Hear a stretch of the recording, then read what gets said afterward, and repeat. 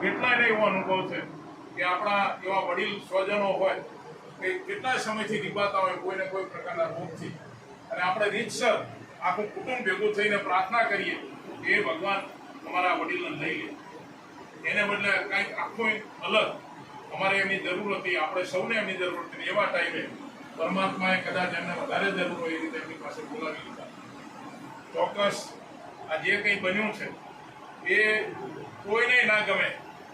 સૌરાષ્ટ્રમાંથી એક બે મેસેજ આવ્યા કે અચરજલાલ અચરજલાલ અને અચરજ જેવું એમનું મત, અચરજ પ્રમાણે એવું મત છે ખરેખર.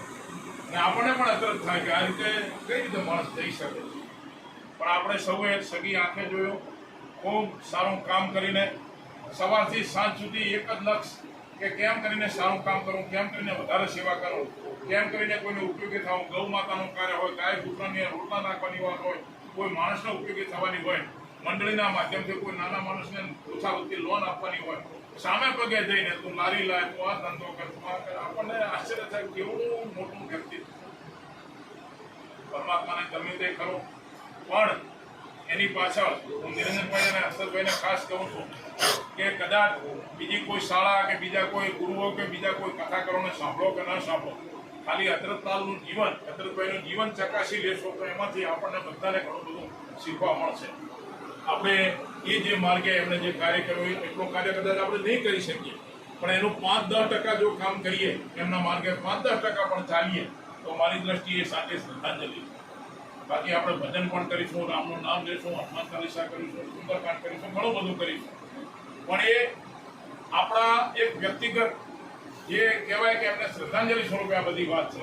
પણ આપણા જીવનને જો સાર્થક કરવું હોય, આપણા જીવનને જો સફળ કરવું હોય તો અચરજભાઈના માર્ગે 5 કે 10% વધારે ના ચાલી શકીએ. 100% તો આપણા માર્ગે ચાલવું શક્ય જ નથી, કારણ કે સવારથી સાંજ સુધી એ સતત એક વ્યક્તિને મળે એ આપણાથી શક્ય નથી, મારાથી તો નથી.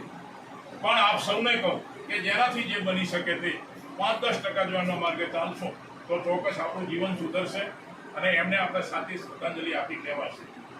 આવો આત્મા અમે પણ કેટલા પુણ્ય કર્યા છે, અમે પણ કેટલા નસીબદાર કે ભાગ્યશાળી હશું કે અમારા મોટા ભાઈ હતા, નિરંજનભાઈના બાપ હતા, મારા ભાભીના પતિ હતા, અમારી ભત્રીજીઓના જે બાપા હતા, અમારી પુત્રવધુઓ હિના કે ભારતીના એ સસરા હતા.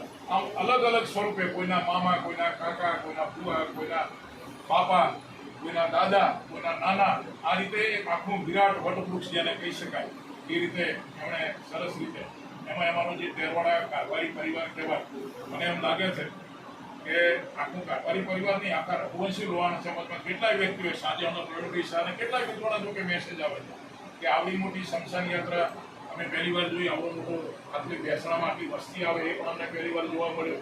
કેટલા બધા રાજકીય માણસો, કેટલા બધા સંતો મહંતો, ક્યાંયથી કમિજલાથી બાપુનો ફોન આવે કે ગઈકાલે તો હજુ મને કે ફોન કર્યો અમને કે બાપુ મેં નવો મોબાઈલ લાવ્યો એટલે તમને પહેલો ફોન કર્યો કે બાપુને જાણ કરો. આ કેવડી મોટી વાત. આપણે કોઈ ફોન આવે, કોઈનો બર્થડે હોય કે કોઈ નાની મોટી એ હોય તો આપણે હોટલમાં જઈને લોકો જમે આનંદ કરે.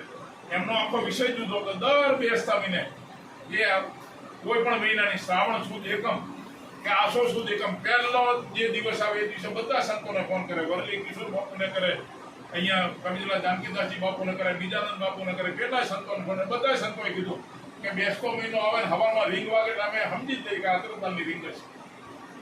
સંતોના દર્શન કરીને, સંતો જોડે વાત કરીને, સંતોના આશીર્વાદ લઈને એમના જીવનનો જે મહિનો છે એ શરૂ કરે. પણ આ જે મહિનો છે અષાઢ મહિનો, એ કદાચ એમને ભગવાન સાથે આ નવા ફોનથી વાત કરીએ છીએ અને ભગવાને કીધું છે કે બેટા અહીંયા આવી જાઓ, અને આ રીતે આપણી વચ્ચેથી આપણે વિદાય લીધી. મને વિદાય લીધી એનું ચોક્કસ આપણને સૌને દુઃખ થાય, પણ એ દુઃખ એટલા માટે નથી થતું.